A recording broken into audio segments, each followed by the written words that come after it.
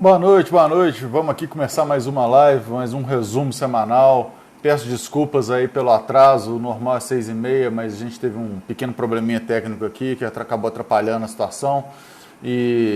Mas antes de mais nada, o importante é a gente deixar aqui para vocês as informações, tudo que aconteceu nessa semana, uma semana mais curta, com feriados nos Estados Unidos, feriado aqui no Brasil, protestos, muita coisa aconteceu. Mas o mais importante, como eu disse, é a gente deixar a informação para vocês tomarem suas decisões aí de investimento ao longo da próxima semana. Então, já que a gente já atrasou muito aí para começar, né, a de hoje, vamos começar já direto falando aí do cenário internacional, na política internacional nos Estados Unidos. O Biden ele assinou um decreto obrigando as empresas com mais de 100 funcionários a exigir vacinação, né? Esse é um decreto, uma tentativa que ele faz de aumentar o nível de vacinação dentro dos Estados Unidos, porque tá uma situação complicada lá, né? O número de casos tem aumentado consecutivamente, né? Então o Biden está tentando fazer alguma coisa para incentivar as pessoas, né? Já deu $100 aí no passado e agora está com essa junto às empresas, né? Que é uma grande forma de aumentar a adesão. Então, vamos ver. Pelo lado ruim é a interferência, né, do governo em meio às empresas, né? Isso é um lado que é complicado. Mas, né, se parar nisso aí, pelo menos faz sentido, porque vacinação é uma coisa muito importante, todo mundo deveria se vacinar. El Salvador. O El Salvador ele adotou o Bitcoin como moeda oficial, né, e é uma situação muito atípica, muita gente comemorando, muita gente se desesperando, a criptomoeda em si foi para um lado, foi para o outro, mas o ponto principal aí da gente entender é a realidade de El Salvador. A realidade de El Salvador é que ele é um país pequenininho, né, com um PIB 5 vezes menor que o PIB da cidade de São Paulo, né, então um caso que é um ambiente para teste, né?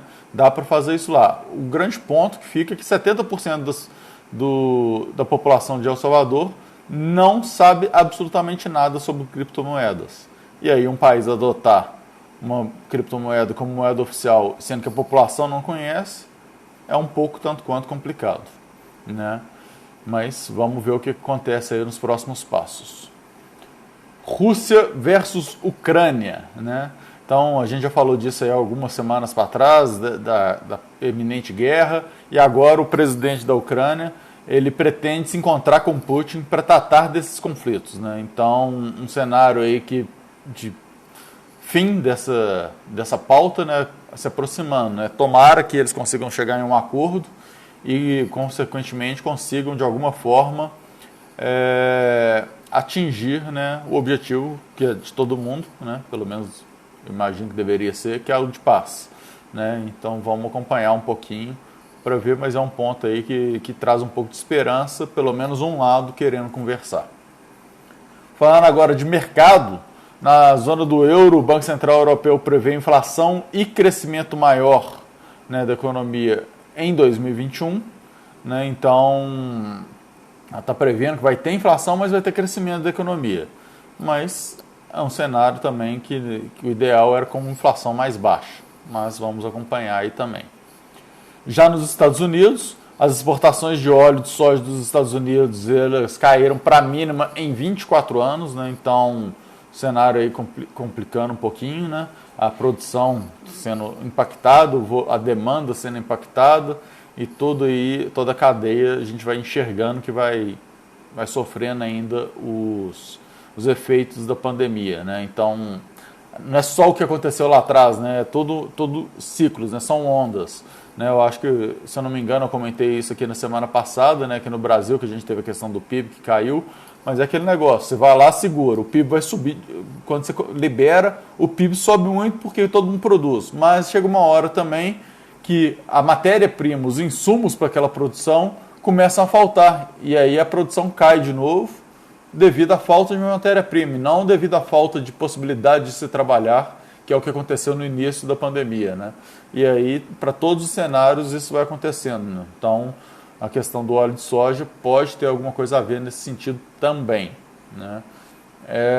Passando agora já para o cenário nacional, na política brasileira, o presidente Jair Bolsonaro, a gente viu aí, participou das manifestações no dia 7 de setembro, sem entrar no mérito se a manifestação é positiva ou não, o que aconteceu, o que não aconteceu. O principal ponto foi, depois das manifestações, com a intermediação do ex-presidente Temer, Michel Temer, o Bolsonaro acabou colocando panos quentes na disputa com o STF. O que significa isso? Ele fez uma carta à nação, né, que foi redigida pelo Michel Temer, inclusive, e nela ele diz que muita coisa que ele falou foi em relação ao calor do momento, que ele espera uma atuação dentro da Constituição. O Temer conseguiu fazer com que ele conversasse com o Alexandre de Moraes, e uma coisa foi caminhando com a outra, e parece que a gente vai ter um cenário um pouco menos conturbado. Porém, né, isso não significa que não vão ter novas falas, novas rodadas. Afinal de contas, a gente está falando aí de uma disputa política no caso, né? Então, dos dois lados vai tendo. Aliado a isso, né, a gente tem a greve dos tanqueiros, né, que está rodando em alguns estados. É uma greve que não é vinculada a sindicato, então é uma greve feita pelos tanqueiros independentes, né, e com esse cenário a gente tem uma probabilidade de falta de combustível e, consequentemente, uma situação caótica. A gente teve também alguns caminhoneiros parando por algum tempo, já voltaram, a maioria já voltou, a situação já está melhor, mas principalmente que teve uma fala do Bolsonaro falando para não ficarem parados, e aí teve dúvida se aquela fala era verdadeira ou não. Aí saiu um vídeo do ministro Tarcísio confirmando a fala, porque falou da importância dos caminhoneiros para a economia geral, que se eles parassem, a gente ia ter um problema seríssimo, já no momento de pandemia que já está complicado para muita gente, né? Então, nesse cenário, ele agradecendo o apoio, né, em manter as disputas, mas tem esse problema, né? Não dá para forçar uma coisa sem atrapalhar a outra. E aí, nessa situação, né, aqui em Minas Gerais, os tanqueiros estão parando, estão pedindo redução do ICMS, além de outras pautas como o impeachment lá no STF, né? E esse cenário como um todo fez com que o governo de Minas agendasse uma reunião para a semana que vem, né, para discutir isso e mostrar a situação atual do ICMS, o que dá para ser feito, o que não dá para ser feito, e eles vão tentar chegar num acordo. Até lá, os tanqueiros estão falando que 50% vai ficar parado, né? Então, um cenário ainda complicado, mas esperamos que a gente tenha uma evolução aí e quem sabe a gente tenha pelo menos uma redução do ICMS também, independente de qualquer coisa, se está no momento, se dá para baixar, se não dá, a gente sabe que é caro, independente da culpa ser do ICMS ou não, de onde que é a culpa, qualquer coisa que reduzir de imposto é sempre bem-vindo. Código Eleitoral. A Câmara aprovou o texto básico do novo Código Eleitoral. Nesse texto básico, contempla lá, por exemplo, que o voto para índios, negros e mulheres vale dobrado, né, com uma tentativa aí de ter uma maior equidade na representação dentro dos cargos públicos, né, e agora esse texto segue para o Senado, né, e vamos ver como que ele vai ser ou não aprovado lá no Senado, mas era um ponto importante. Por falar em Senado, né, é um ponto aí para comentar, até na Câmara também, devido a esses protestos, devido a essa situação toda, foi meio que 2 semanas aí mais ou menos morta de movimentações, né? Então teve pouca coisa acontecendo. Desculpa, gente. Coronavírus, vacinas. Notícia boa, né? A gente subiu aí o número de vacinados consideravelmente essa semana também. Então são 135,5 milhões de vacinados, desses 68,4 milhões com a segunda dose, então já aumentamos em 5 milhões essa semana a segunda dose, que chegamos em mais de 32% da população vacinada em segunda dose. Então, um ponto aí bem importante também. Casos. Os casos, já estamos em 21 milhões de pessoas, né, contaminadas, que já foram contaminadas em algum momento, 9,8% da população. Recuperados já são 20 milhões, que é 95,4% dos casos. Em tratamento, a gente ainda tem 0,4 milhões de pessoas, que é 1,8% dos casos. E de mortes, já tivemos 585.174 mil mortes, que é 2,8% dos casos, ou 0,3% da população, né? Então é ainda um número elevado, né? Esse número obviamente vai ser sempre elevado, porque não tem como voltar, né, infelizmente, mas a gente percebe uma redução na curva, né? Então uma diminuição da velocidade, o que é bem interessante, né? A gente vê o número de recuperados cada vez mais próximo do total de casos, né? E o número de pessoas em tratamento reduzindo também. Em termos de notícias do coronavírus, está iniciando agora, nessa semana, iniciou a vacinação de adolescentes, né, e também a terceira dose para idosos, né, isso aí espalhados pelo Brasil, principalmente aqui em Belo Horizonte, né, falando principalmente aqui de Belo Horizonte, que é uma boa notícia, um cenário que traz alívio, né, e que as coisas vão melhorando, tanto a terceira dose para os idosos, pois eles são um grupo de grande risco e a situação demanda isso, quanto para os adolescentes para dar uma tranquilidade para todas as famílias, né? E eles poderem voltar para a escola com mais tranquilidade e a escola voltar ao normal. Afinal, né, o que a gente mais precisa é de escola, né, e de educação para todo mundo. Falando agora de mercado brasileiro em si, no Ibovespa, fechamos o dia de hoje em uma queda de 2,05 a 114.286 pontos. Na semana, uma queda de 5,3%, em setembro uma queda de 3,78% e no ano uma queda de 3,98%. Ontem, no final do dia, por volta de 4h30, mais ou menos, né, quando saiu a notícia lá da carta do Bolsonaro, o Ibovespa deu um pulo e saltou, foi do negativo para o positivo rapidamente, com um salto muito grande, pegou muita gente de surpresa e com um sinal positivo, porém, esse sinal positivo, né, como eu falei, ele já foi acalmado, viram que não mudou nada efetivamente, né, a carta está lá, mas a situação como um todo não muda, continua a mesma situação adiante da carta, diante dos protestos e depois dos protestos e depois da carta, tudo continua igual.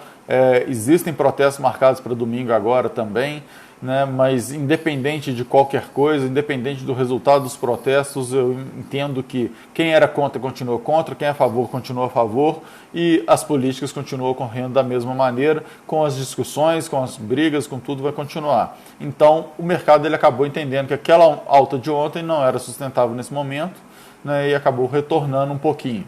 A gente espera que daqui para frente, né, a situação melhora um pouco mais e saiam notícias positivas que tenham uma acalmada nesse âmbito político para que o mercado volte a subir, né? Até lá, muita calma. Dólar Petax.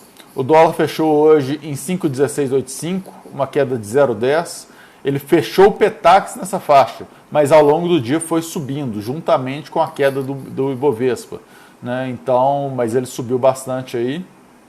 É um cenário que preocupa o aumento do dólar no final do dia, mas a gente fala do Petax aqui, o Petax fechou em queda de 0,10. Na semana, ele também fechou em queda de 0,99. E em setembro estão com uma alta ainda de 0,49 e em 2021 com uma queda de 0,54%. O Europetax ele foi mais ou menos o mesmo caminho, só que ele não conseguiu fechar em queda no dia de hoje. Ele fechou em 6,1422, uma alta de 0,11, mas ele subiu bastante também depois do fechamento do Petax. O Petax fecha por volta de 11 horas, tá, pessoal? 11 horas, meio-dia.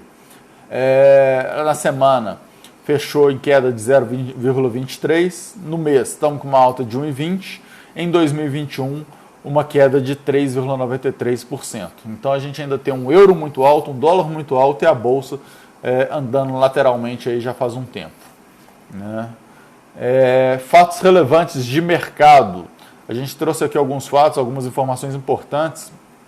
Hoje a gente fala, por exemplo, da Braskem, que é BRKM3 ou BRKM5, né, que ela assinou um memorando com a SC Chemicals, né, que é líder lá da Tailândia do setor petroquímico, para uma nova fábrica na Tailândia, né? Ela é líder da Ásia, e assinou uma nova fábrica na Tailândia. Então é de suma relevância para a Braskem, né, entrar com parceria com alguém do nível de liderança na Ásia, e aí é uma coisa relevante para a gente poder olhar. Claro que temos que entender se a parceria vai ser de sucesso ou não, né? Assinar a parceria pode ser positivo, mas somente se a parceria for boa, né? Então vale a pena pesquisar sobre ela e entender um pouco mais para quem tem curiosidade sobre a Braskem.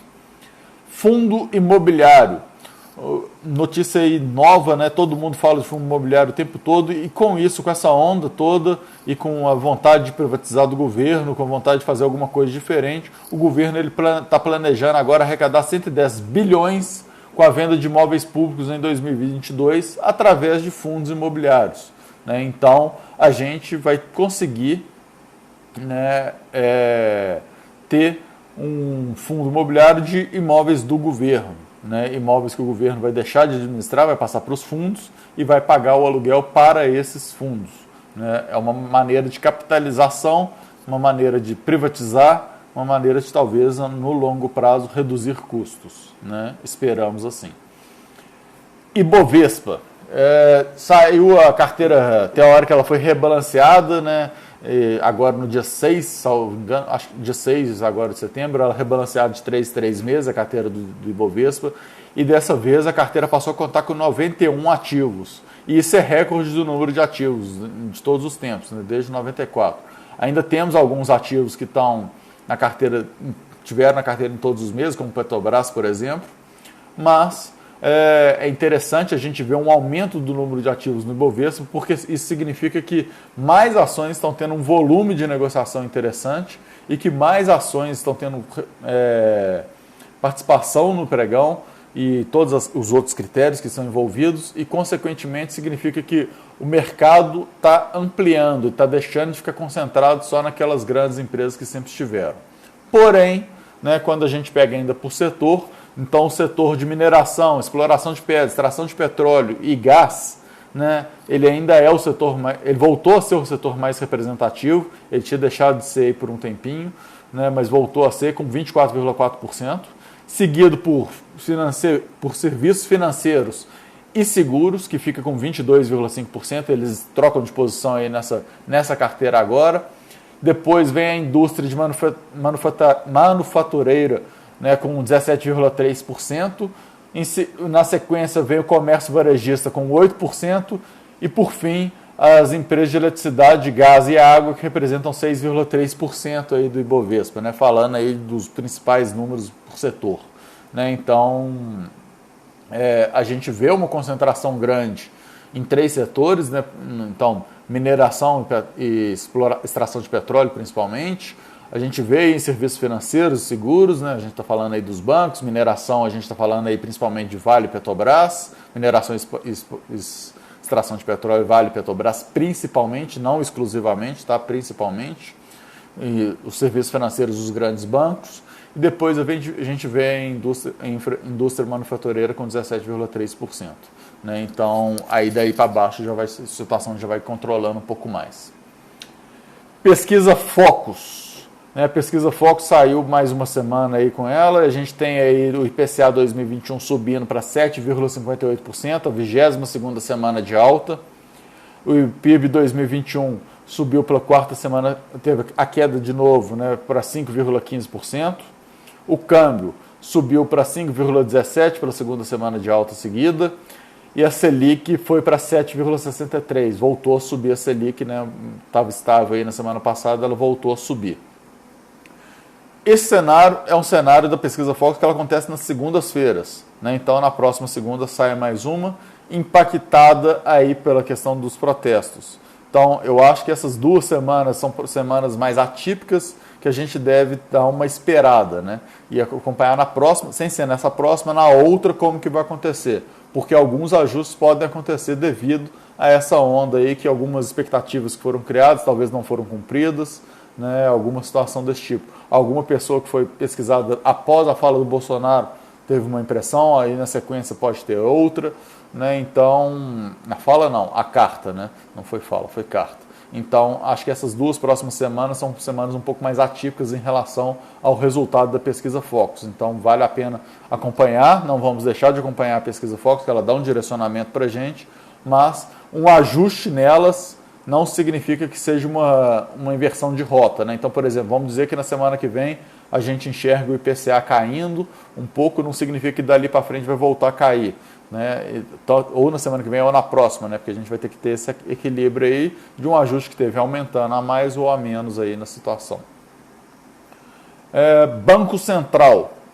O Banco Central ele disse que a condição de anonimato não será opção na negociação de criptoativos. Por que eu trago essa notícia, né? Pela importância do assunto, porque muita gente fica querendo investir em criptomoedas e fica pensando como é que vai funcionar, como é que não vai.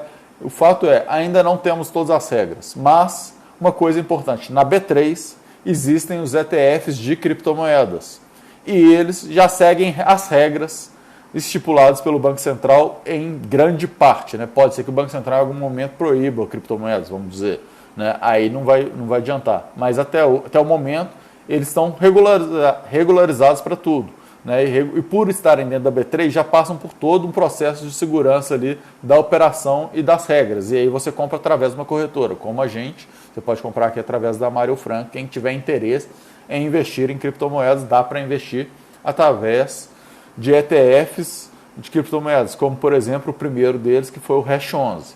Né? Isso não significa que você deva comprar Hash 11, mas o que eu estou dizendo é, se você tem interesse em comprar uma criptomoeda, talvez um dos caminhos seja através da B3, né? Através de uma corretora, comprar um ETF disso. Né? Pode ser uma maneira mais segura e mais tranquila, mais fácil de você entender e de garantir que vai estar seguindo as regras, né? Sejam elas quais forem, daqui para frente. IBGE. O IBGE ele trouxe para a gente bastante notícia hoje, essa semana. Então ele trouxe para a gente, por exemplo, que o abate de suínos no segundo trimestre deu recorde na série histórica, e aí é extremamente importante, e isso se deve em um dos fatores, né, ao preço da carne suína ser mais barata do que o preço da carne bovina, que tem subido bastante, né, então a busca por proteínas mais baratas acabam impactando na situação, mas também a gente tem as exportações. Claro que se a carne bovina está subindo aqui no Brasil, ela também sobe lá para fora, tá, pessoal? Não achem que é só aqui que está subindo. Claro que a gente tem um impacto aí do dólar aí que pode impactar mais aqui do que lá fora, mas oferta e demanda. Também o IBGE trouxe para a gente também que a estimativa de agosto prevê uma queda de 1%, né? 1% na safra de 2021, então a safra de 2021 sendo impactada em relação à safra de 2020. Um ponto também para a gente ficar de olho, para quem investe no agronegócio, né? É importante isso aí. Os custos da construção, eles desaceleraram para 0,99% em agosto, ainda altos, né? Uma alta de quase 1% é significativa, né, no custo, mas deu uma reduzida, então vamos ver se isso volta a cair consideravelmente aí para a gente ter uma situação mais estável. Por falar em custo da construção, a gente vai para o IPCA também, né? O IPCA foi de 0,87 em agosto, também um pouco abaixo do de julho, né? Um pouco mais baixo, mas ainda bem considerável. E as vendas no varejo, né, que ajudam aí na redução desse IPCA, elas cresceram 1,2% em julho, né? Então a gente tem um aumento de vendas, aí um aumento da demanda com a oferta conseguindo atingir, né? Então um cenário aí que pode ajudar nessa redução de preços aí daqui para frente se a gente continuar nessa tomada. E para finalizar, a FGV trouxe para a gente o IGPDI, ele registrou uma queda de 0,14 em agosto, né? Uma queda sim, pequena, mas é uma queda, né? Então a gente vai acompanhando, vai juntando todas essas informações, né? A gente junta o aumento da venda do varejo, a gente junta o IPCA, o queda da construção, a redução da velocidade do aumento do custo da construção, a gente vê o IGPI daí caindo, tudo isso aí traz um pouco de alento para a gente, né? E aí nessa situação a gente tem um cenário para poder se montar, né, nossas estratégias de investimento daqui para frente.